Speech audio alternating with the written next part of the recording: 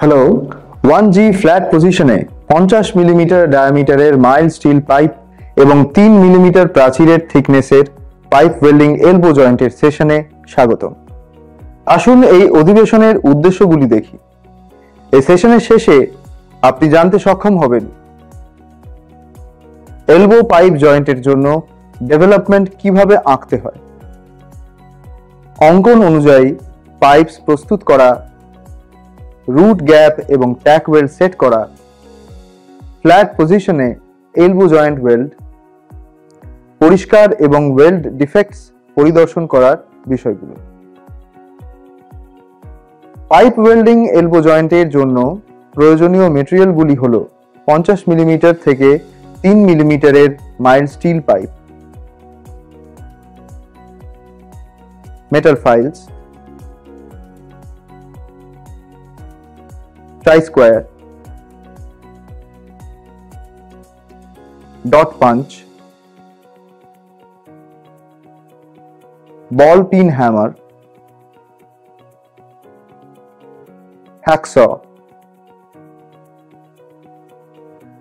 Drawing sheet এবং drawing instruments.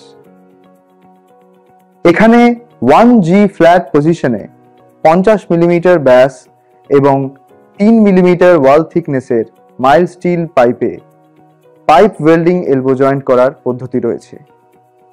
Drawing শিটে pipe surface drawing develop করুন এবং আকারটি সম্পূর্ণ স্কেলে রাখুন। এলবো প্রোফাইল ছাড়া শিটের অবাঞ্ছিত অংশটি সরান।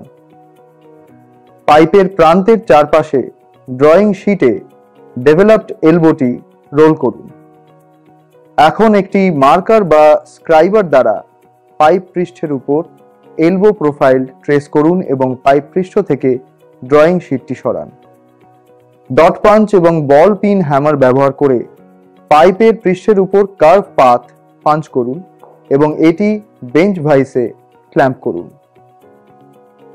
হ্যাকস ব্যবহার করে পাইপের অবাঞ্ছিত অংশটি সরান। তারপরে করাত বের করার পরে পাইপের প্রান্ত থেকে বুরস ফাইল করুন। একইভাবে একই পদ্ধতি অনুসরণ করে অন্য পাইপ প্রস্তুত করুন। এইভাবে আমরা পাইপের মিলনের মুখগুলি প্রস্তুত করেছি। এখন জয়েন্টটি উপবৃত্তাকার আকারে থাকবে। ট্যাকিং এর জন্য একটি হরাইজন্টাল ফ্ল্যাট সারফেসে পাইপগুলি সারিবদ্ধ করুন। জয়েন্টে ব্যবহৃত রুট গ্যাপ হল 1.6 মিলিমিটার।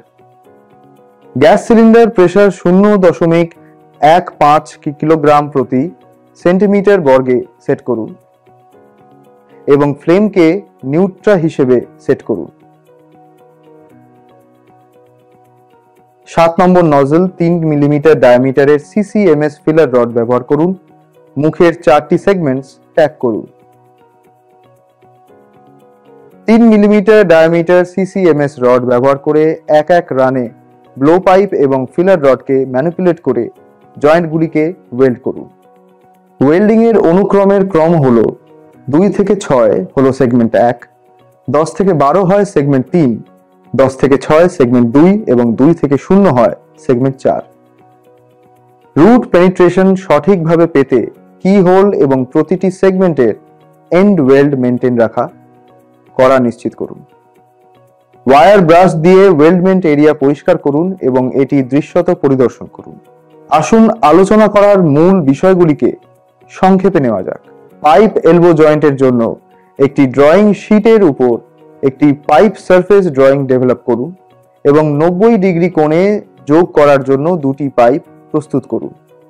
ডট পাঞ্চ এবং বল পিন হ্যামার ব্যবহার করে পাইপের সঙ্গমের মুখগুলি প্রস্তুত করতে পাইপের পৃষ্ঠের উপর কার্ভ পাথ পাঞ্চ করুন।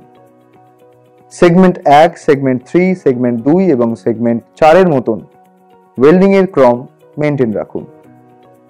ওয়্যার ব্রাশ দিয়ে ওয়েল্ডমেন্ট এরিয়া পরিষ্কার করুন এবং এটি দৃশ্যমানভাবে পরিদর্শন করুন। এটি আমাদের সেশনের শেষের দিক। আশা করি আপনিও 1G ফ্ল্যাট পজিশন 50 মিলিমিটার ডায়ামিটারের মাইল্ড স্টিল পাইপ এবং 3 মিলিমিটার ওয়াল থিকনেসের পাইপ ওয়েল্ডিং এলবো জয়েন্ট সম্পর্কে ভালো ধারণা অর্জন করেছেন। পরের অধিবেশনে দেখা হবে।